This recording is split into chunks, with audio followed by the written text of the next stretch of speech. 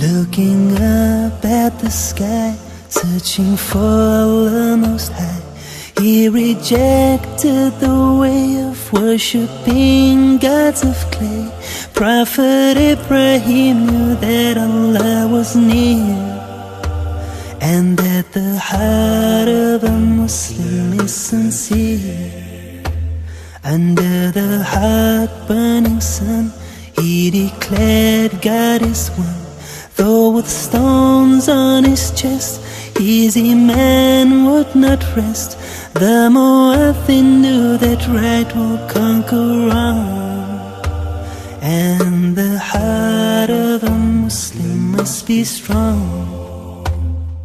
It's the heart of a Muslim through the guidance of Islam that makes you fair and kind and helpful to your fellow man.